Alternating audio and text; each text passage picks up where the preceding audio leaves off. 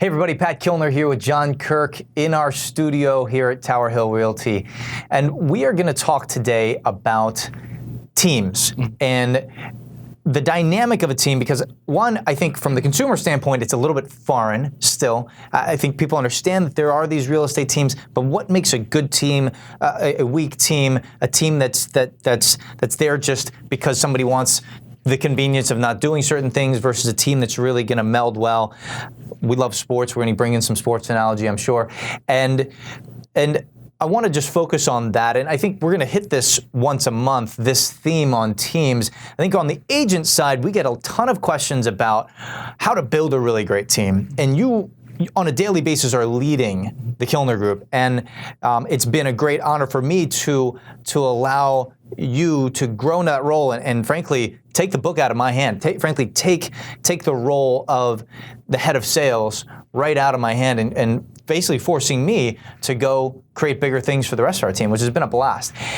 And this journey started about 4 years ago for you and I, and you're just one of about 10 people in that really great unit of people that make up the Kilner Group now. So I want to talk to you because now you're leading that group.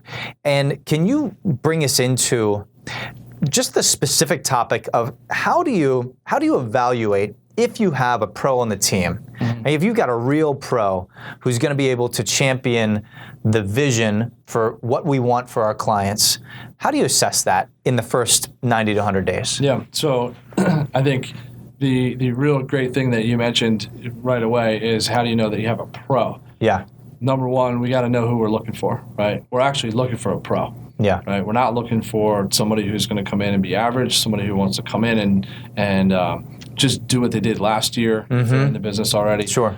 We want somebody who is going to come on board, who is actually going to challenge everybody else on the team, much like a good athlete is going to do on his team. Yeah. Right? Or he or she, right? Yeah. Is going to challenge everybody else on the team to be better. So where have you seen that show up? I mean, with some of the talent that you lead and coach on a daily basis on the team, where do you see that show up? Give me an example of that. Yeah, I think you see it show up when people say, "I got it," right? And that's a huge piece of being in business. It's a huge piece of being in any kind of a real relationship too, right? When your spouse says, "Don't worry about it, I got it," right? Mm-hmm. You know you got a really great teammate there, right? And I think that's the same thing that applies in every business. Every successful business has people step up and say, "I got it." Let me assume more responsibility. Yeah. Is what they're saying. Like let me take the ball and run with it. Or when you're down, somebody else is down, right?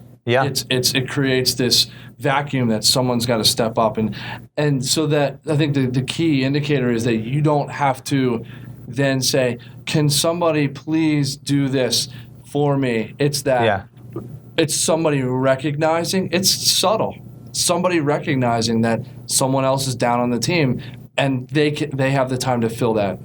They actually see it as an opportunity for them not to show off, but to further the mission of the team as well, which I think is really, really neat. So obviously, that requires a pretty strong degree of trust in, especially in such, we're all working towards the same goal.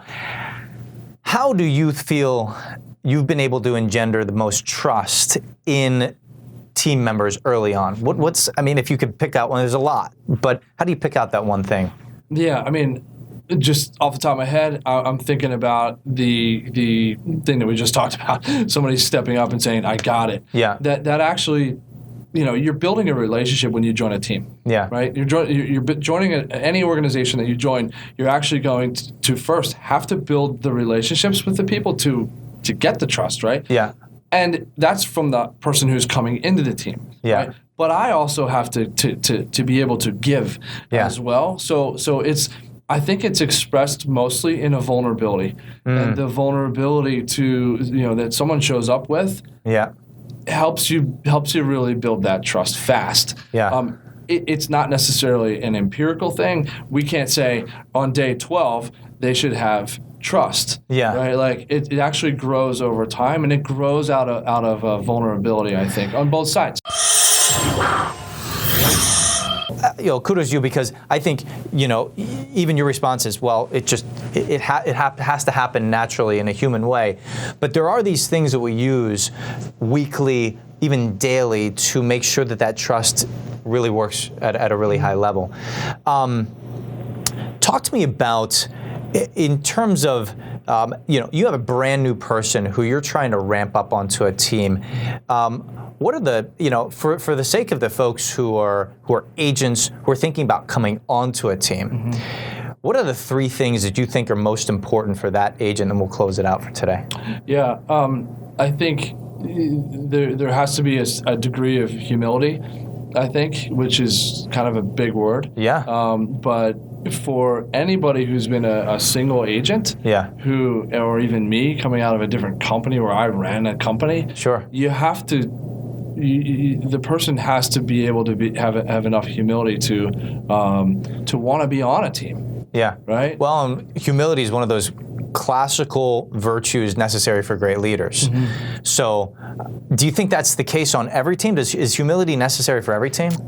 I don't see how you survive without humility. Yeah. And the opposite end of humility is pride. Yeah. Right. And so, where does pride get us?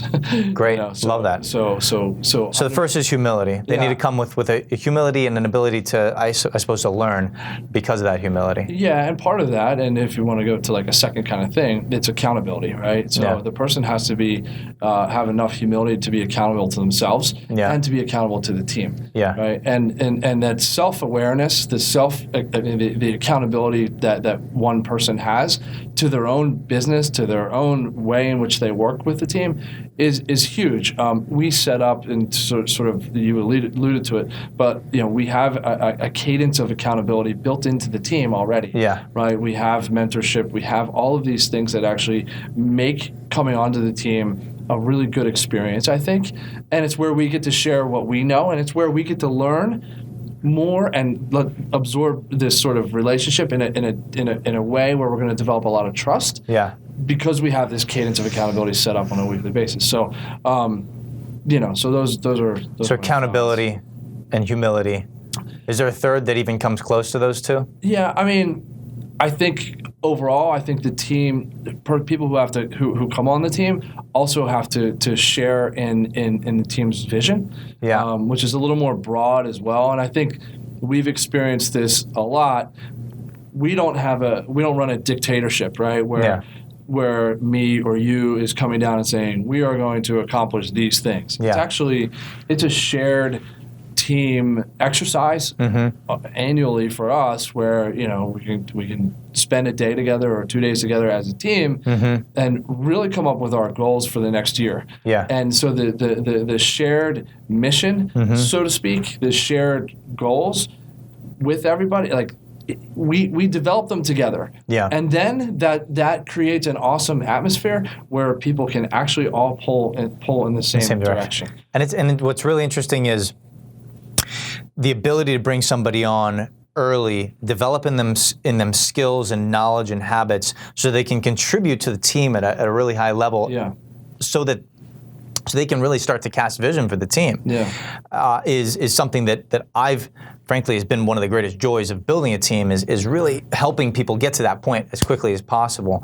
So John, thanks. This is great. Yeah, we're going to get into this on a monthly basis. So humility, accountability, and really just the shared standards, that vision for where you want to go. Yeah.